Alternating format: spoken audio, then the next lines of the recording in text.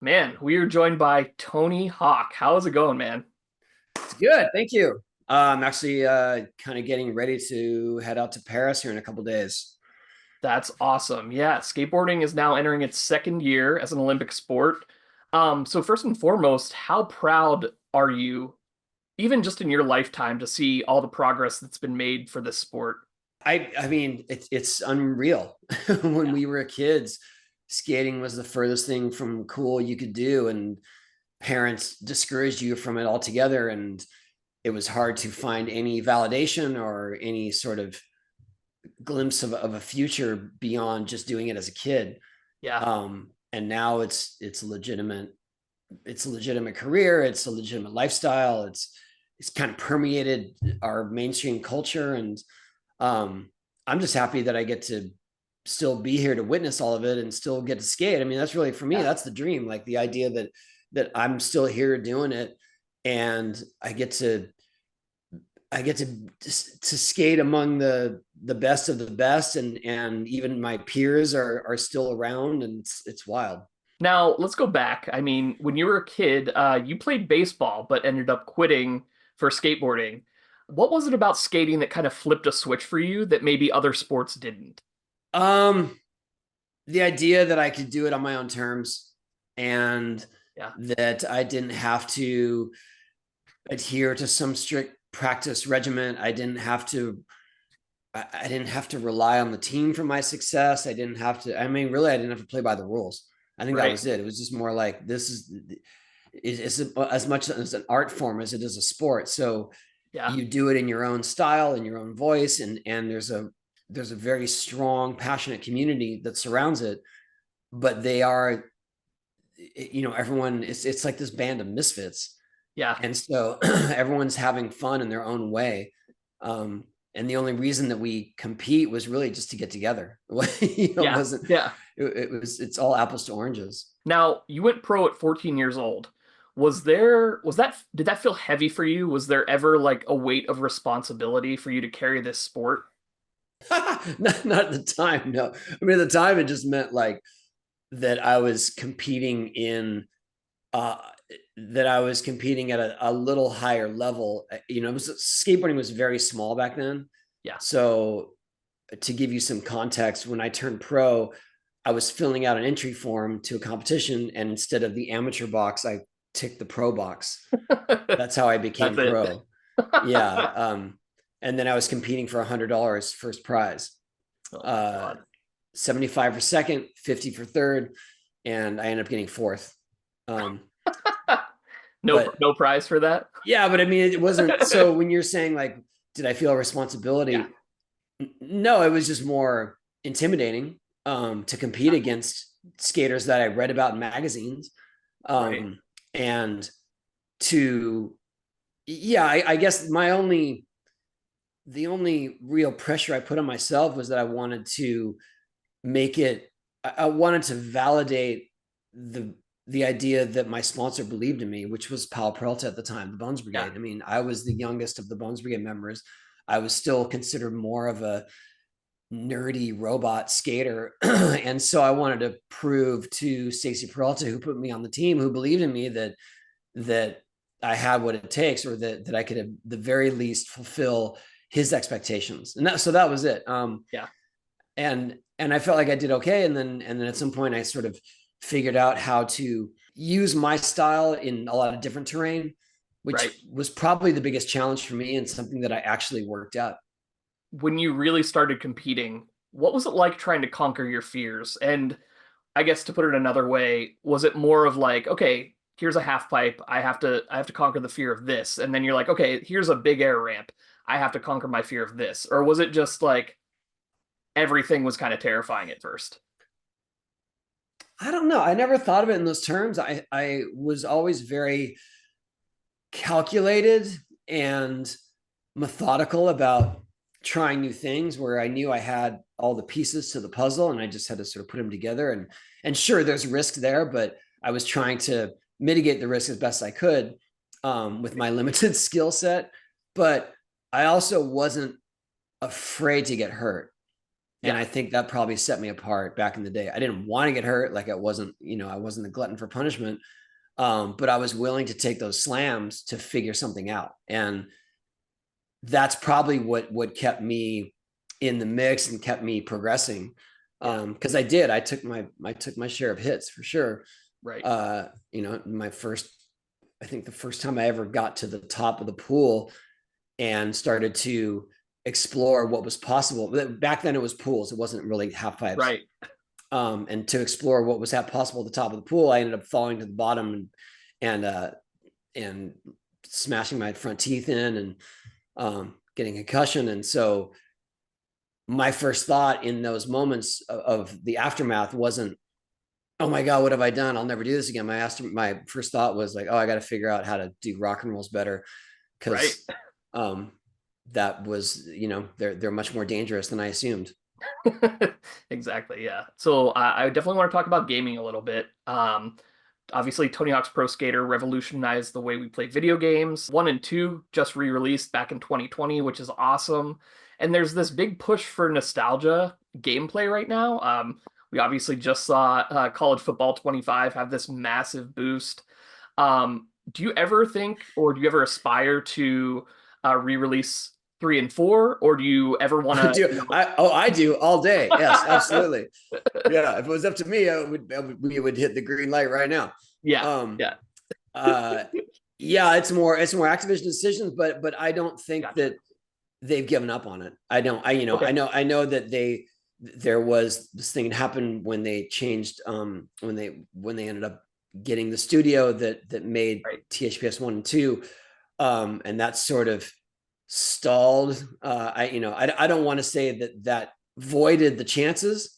yeah, Um, and I feel like like you said, we're in a better place, and people keep asking for it, and really like I know they listen to those desires. Like yeah, I know that they're watching online and they're seeing people that are right, asking about it. So it's not lost on them, and I'm here for it. Like yeah, if they choose to do it, absolutely. So I'm not saying never. yeah. Here's hoping. So you've been in a lot of films. What was your experience like working with the Jackass guys? More specifically, what was the worst prank they ever pulled on you? I love those guys, and we did a bunch of fun stuff together. I would Yeah, say when you're shooting, just know that even when you're not officially shooting, anything goes. You know what I mean? yeah, Like you're never safe. And so at any point when you're just standing around thinking you're not on camera, you should right. either be covering your crotch or you should be covering the drink that you are holding. Oh God. Yeah, Um, that's what I learned, and just always be on guard. yeah, And but I ended up getting hurt doing a shoot with Wild Boys pretty badly, and so I think that after that they were always very hesitant to put me in anything perilous. they're like, So you all the gotta stuff that you protect this one. saw, yeah, anything you saw me doing after like 2003 or 2004 was just Yeah. more goofy than Okay. dangerous. Right. Right. Because it was traumatizing for everyone there, and me too. That sounds like what it would be like. Now you did have a cameo in Lords of Dogtown, which is one of my favorite films, where you played the astronaut who asks Stacy Peralta to use his skateboard. You end Yeah. up falling. It's a great bit. Did you ever get to spend any time with Heath Ledger on that set? No, he wasn't there. Actually, when I shot my scene, they were already finished with the film. Oh And wow. Catherine Hardwicke asked if I could do something for the film, and the dates were conflicted with all the things that I was doing. And Yeah. then when they had screened the film the first time, they said, "Oh, we need to add a few little bits and pieces." And Yeah. then they contacted me and said, "We're going to do some last minute shoots. Can you be uh, in LA and any of these dates?" And one of the dates worked. So that's how I ended up doing it. And so it was like a skeleton crew from my scene. Okay. Gotcha. Yeah. It's still one of the funniest parts of the movie, I think, and it's just a great I tried cameo. to I tried to sell it. I tried to Yeah. take a real fall to make it look like legit. Definitely, definitely. Now, with the success of Space Jam: A New Legacy, with LeBron James, and I'm sure you know where I'm going with this, is there any chance we get to see the infamous Skate Jam? You've talked I about mean, you've talked about this in interviews before, I but yeah, I'm less involved with that concept than trying to do THPS 3 and 4. Let's put it that yeah, way. yeah, that's Um, fair. yeah, I don't know. I feel like that ship has sailed, honestly, but Yeah, I would love to do it. yeah, Um, yeah, that was really for me, that was the one that got away. yeah, As far as I knew, we were about to sign a contract and this thing was happening. And right. then next thing I know, no one's returning calls. Um, but it would have been fun. That's pretty devastating. And I'm sorry. Um, so outside of getting married, raising kids, having a family, where does your final Ollie 540 land on the greatest moments of your life? Because I just watched that video again and you can see the emotion and just the passion that you have for the sport in that one clip. It was a big moment for me. I mean, when I set out to do that, I didn't realize that that was sort of going to be the beginning of the end of a bunch of tricks that I was doing, where I Yeah, realized like I have the skill set now. I don't know how much longer I can have it. And I might as well have closure to these things. It's kind of like if you're a basketball player, how do you know when your last slam dunk will ever be? yeah, Unless you control the narrative on that. And so for me, it was like, this trick is pretty risky. I don't I don't really enjoy doing them that much, but I can do it. right. And I would rather just have closure on it. And then I ended up doing that for a handful of tricks after that. So for me, Yeah, it was cathartic and uh, um it was meaningful for sure, but I mean, on the scale of what's important in life, it was just kind of like, well, that was the end of that. Um, yeah, having kids, having a family, that's an ongoing challenge that I'm not going to have closure on. right. And speaking of your kids, so you have daughter Cadence. She's skating. How important is it for her to have this influx of female skaters now, pro skaters on the Olympic scale? You have Leticia Buffoni, you have Mariah Duran, you have these incredible skateboarders for her to look up to in this day and age. Oh, it's hugely important. My daughter doesn't really skate anymore. She's more into theater. Nice. I would That's say awesome. she's fully into theater. That's um, amazing. yeah, but seeing, I mean, but obviously she's surrounded by skating because of my life as well, and she did Yeah. skate. So seeing these women who are inspiring and empowered and killing it. I mean, really, it's not it's not like there's some scale now that's like, oh well, this is where the women's at. These are the men's. It's all Right. getting very on equity. So I love it, and it's the best time for that. Um, and so I feel like we have like on our team, we have Lizzie Armanto, we have Reese Yeah. Nelson. She's inspired by them just in the sake of that they're pushing the limits in their own way. And Yeah. so it's not like she needs to carry that over to skating. She can carry that through to whatever she's doing in life. I'm talking about my daughter, Yeah. obviously. Yeah. Exactly. And I think, yeah, now more than ever, I think that's just such an important thing to have. Um, so you played violin as a child. You talked about this a little bit. Last year, you even sang on stage with Goldfinger, which is incredible. If I Tony Hawk, actually did that. I did it on Saturday as well. I did it 2 days ago oh man, I love because that. they were in San Diego, and so Yes. they hit me up, and I was like, okay, I'm home. Let's go. Now, what would that have looked like? What would the pinnacle of Tony Hawk's pro musician look like if you had never touched a skateboard? Good question. I would hope that there would be some place for a violin player in a progressive punk rock band. Love And I that. don't know what that looks Yeah. like. Yeah. Maybe it would have to be an electric violin, but I do feel like that would have been that genre of music Yeah. was my soundtrack. I mean, it ended up being soundtrack literally to our games, but when Yeah. I was skating as a kid, that was what was pumping through the skate park speakers, and that's what I identified closely with what I did. Um, Definitely. and I really enjoyed playing violin. I just my violin teacher. when I was 10, 11 years old, and I started skating, and I was skating on weekends. I was doing competitions on weekends, so I couldn't play in whatever school events he had going. And Right. he told me, he gave me an ultimatum. He said, you can't do, you can't do both. Jeez. I know it's so unfair now looking back. Right, right. Who would win in a game of skate? Is it Tony Hawk or is it Rodney Mullen? Well, if you're talking about just a pure flat ground game of skate, I wouldn't even stand a chance to get a letter on Rodney. Yeah, But if we're talking about any sort of ramp, transition, bank, or something like that, then it might be the other way around. yeah, yeah. So I think it was last X Games, Lil Wayne, there was his reaction. So Lil Wayne is like a massive skateboarding fan, and he Yeah. also skates himself. He's actually pretty decent, you know. Have you ever skated with him, or have you ever, wanted to skate with Lil Wayne? I have skated with him very briefly. He was on our podcast, Hawk versus Yeah, Wolf, last year, and gave us all the info on how he started and what he's yeah, into, and things like that. And I but I've seen his clips, and I've definitely offered to help guide him. I think we were on a text string for a while where he was definitely gonna learn a kickflip, and I was gonna yeah. come help him.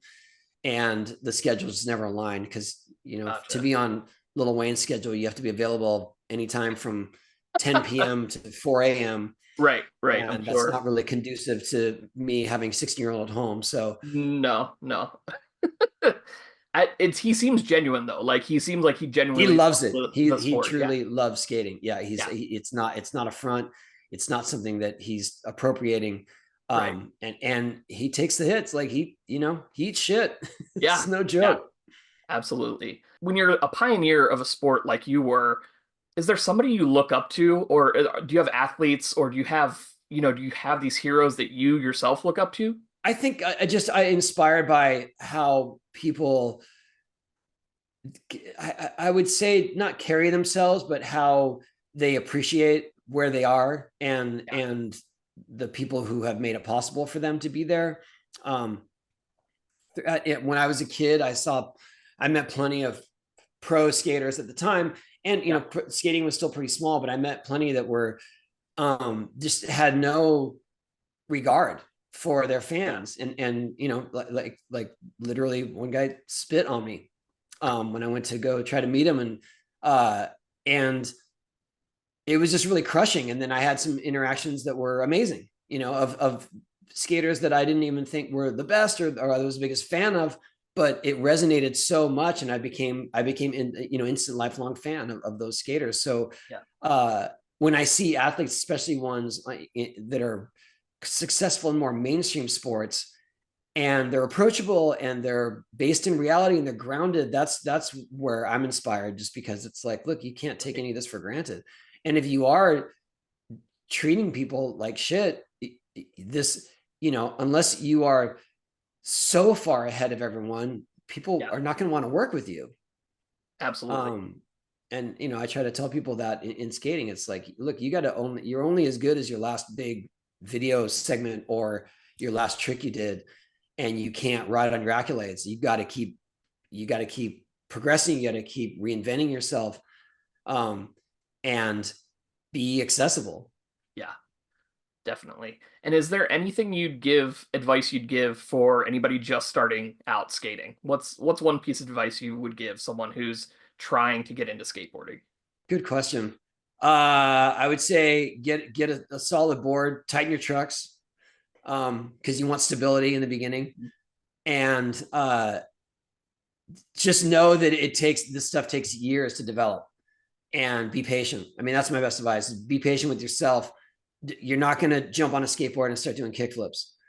Learn the basics, learn how to push, learn how to turn, learn how to be confident with your weight distribution, and then you can start dabbling in some of the trick stuff. But you got to have a foundation. Yeah, there you go. You heard it from the goat. I don't know if that um, is helpful. and then, so what are you doing in Paris? Are you covering the events? Are you commentating? I don't have an official role. I got an Okay. invite through the IOC, to Nice. come as a guest, which probably is the best case scenario for me because that way I can just kind of float around and do what I want. Yeah. I do get to have a preview of the skate park course before Oh, the skaters themselves get there. So, I think that to me, that's living the dream. Like, yeah. I'm living in this very Yeah. unique space where I get stuff like that. I get these once in a lifetime opportunities, and um, I'm going to harness them and Yeah. do what I can to promote skating on a bigger scale. I mean, that's really what I would be doing there. If I had a role, it would be a skateboarding ambassador, even though I don't have a title. Yeah. That's amazing. Very excited for you. Hope you have a great time.